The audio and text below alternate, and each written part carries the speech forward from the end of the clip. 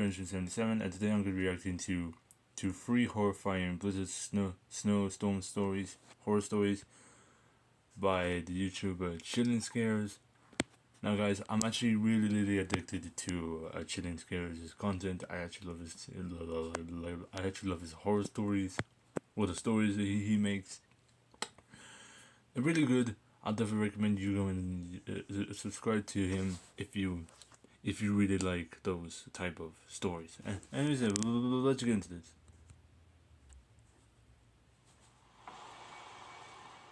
Blizzard horror stories.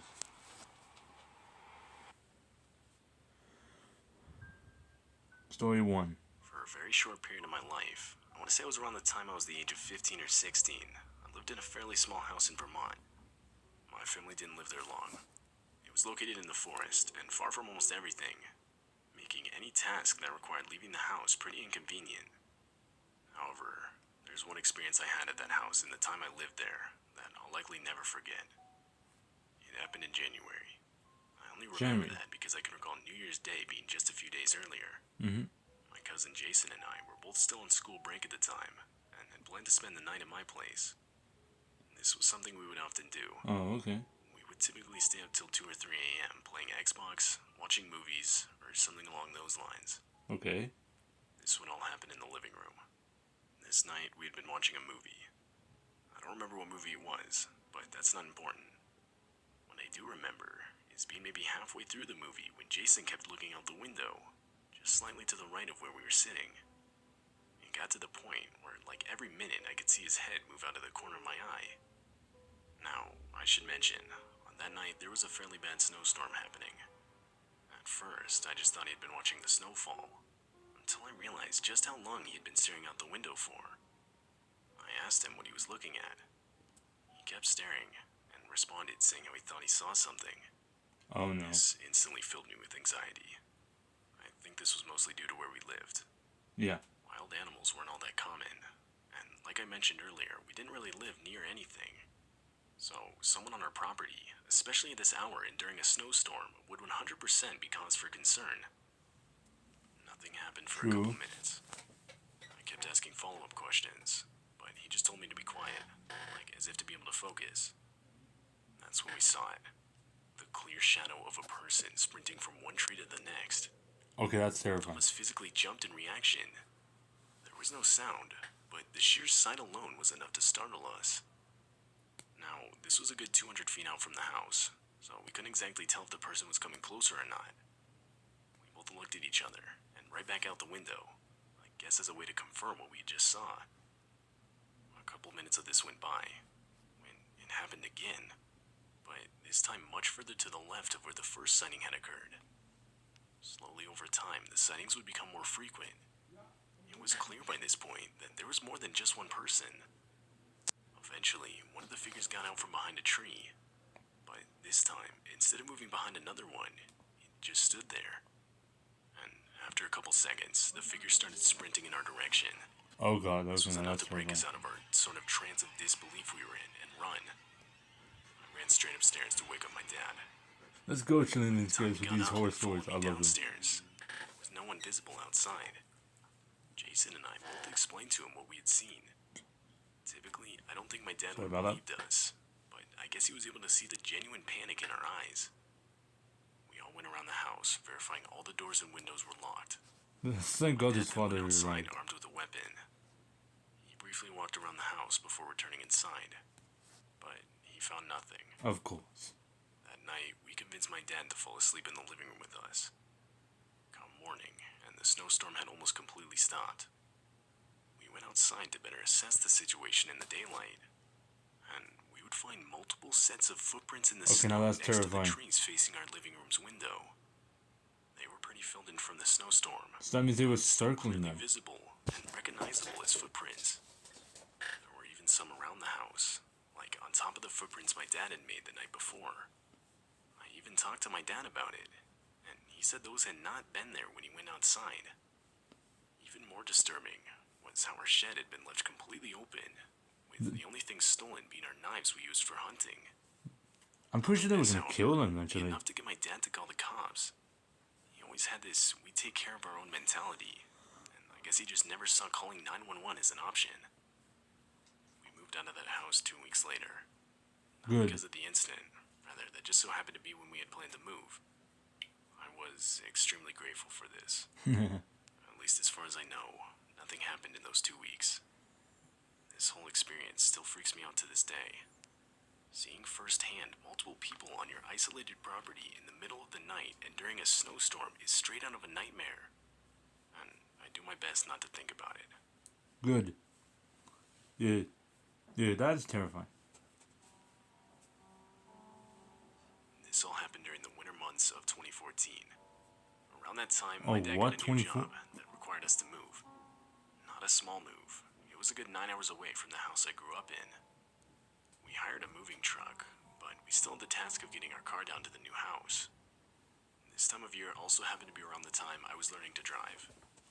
I guess my dad thought 9 hours on the highway would be good practice for me. So the plan was me and my dad would drive the car down to the new house, while my mom and my sisters would fly.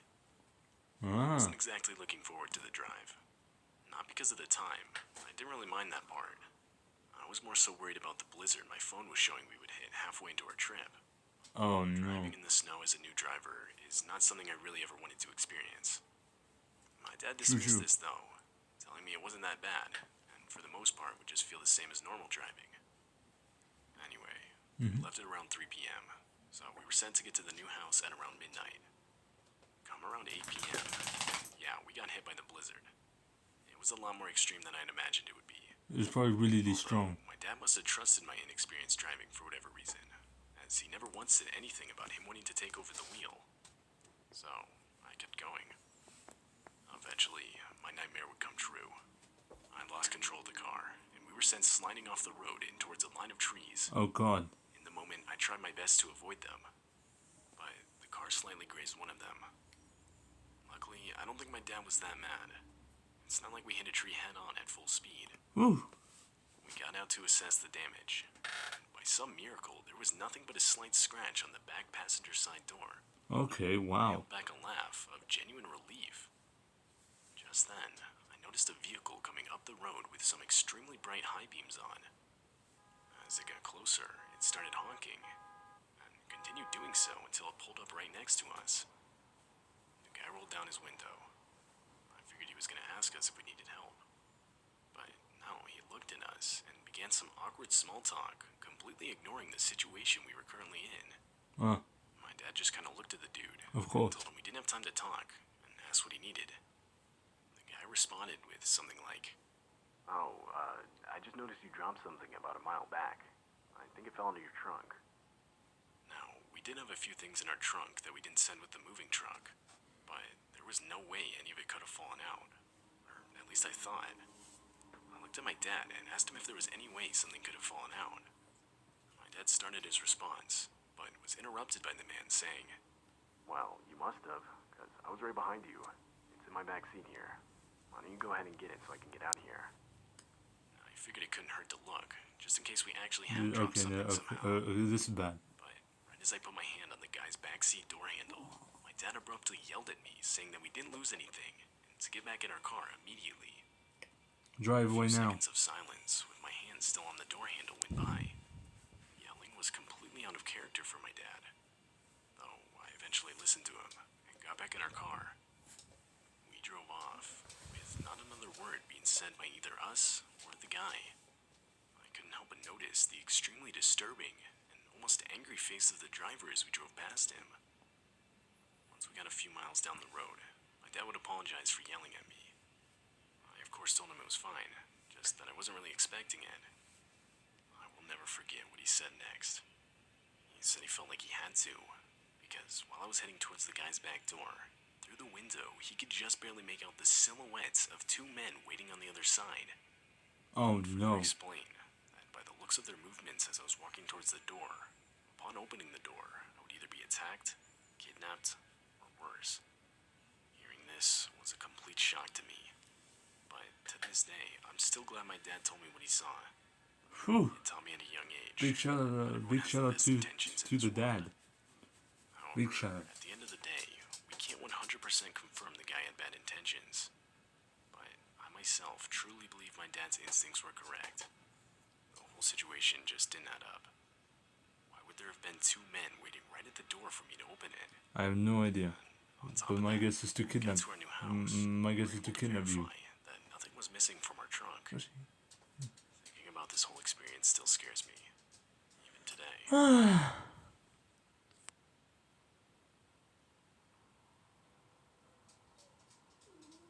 This happened when I was 18. I had just 18. finished up my first semester of college, and a couple friends I had met there planned to rent out a cabin on some lake over the weekend through Airbnb. Okay. They asked if I wanted to go, and I said yeah. I didn't really know much about the destination, but I decided I'd go regardless. I was done with finals, and honestly felt like I could just use some solid time away from it all. So, my two friends and I, who I'll just call Brad and Dustin, were set to leave. The cabin was about an hour away. True. When we arrived, we unpacked the stuff we brought for the weekend and got settled inside.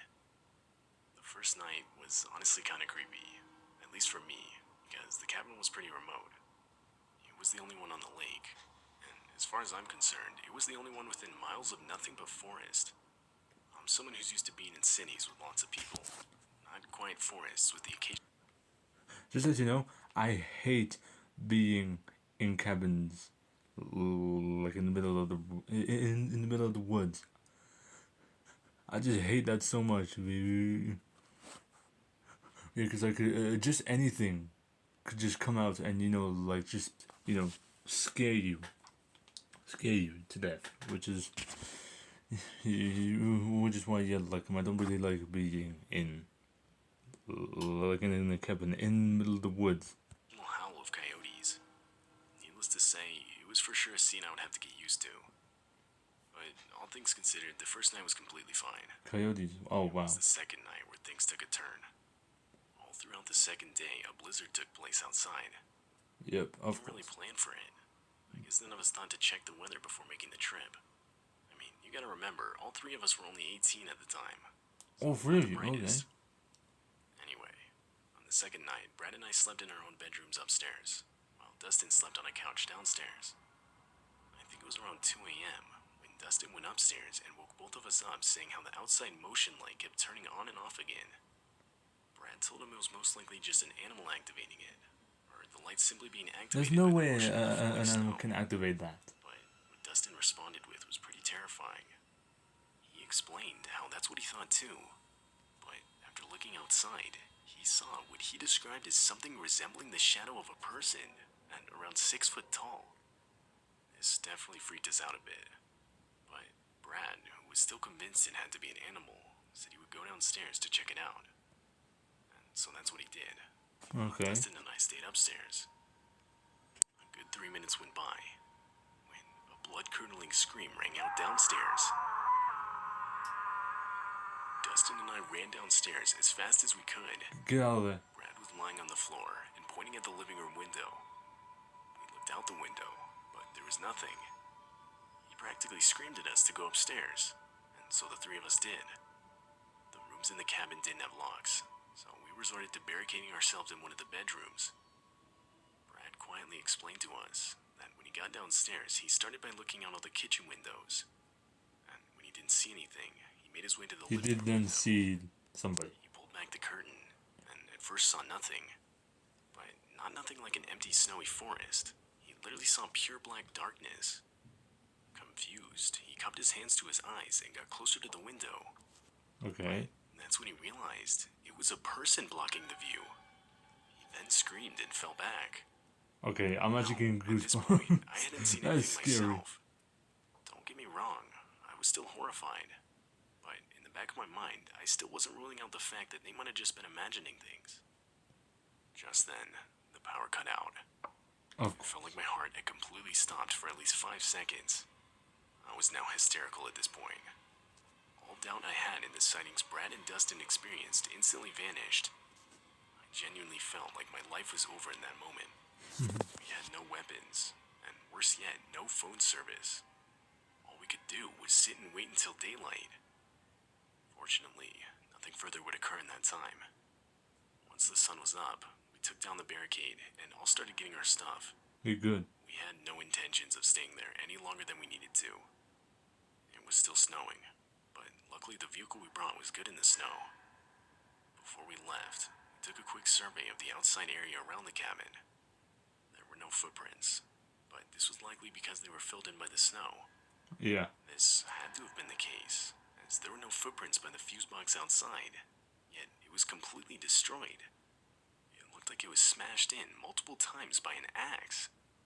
The sight of this was enough to get us to leave immediately. Get out of there. Later, we tried contacting the Airbnb owner, but we got no response. I always thought this was weird. I mean, if your fuse box got completely destroyed, I'd imagine you'd want to talk to the people renting the cabin at the time. But no, not even a text back from the guy. I stayed friends with Brad and Dustin throughout the rest of college. We would talk about the experience from time to time, but for the most part, we kept it to ourselves. Good. We still don't know who was stalking us in the woods that night. It might have been them, the What their owner. intentions were.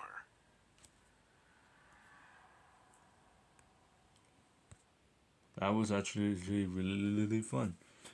However, I do believe the guy that was haunting the free, like in story 3, was the owner. I just have I just have like this big feeling. Let me see. Big thanks to Chillin' and Scares for doing this video. I really like his stories. Definitely go and subscribe to him if you want to hear some scary stories. Anyways, yeah, horror stories. Anyways, yeah. So thank you guys so much for watching, and I'll see you guys in the next one. Bye bye.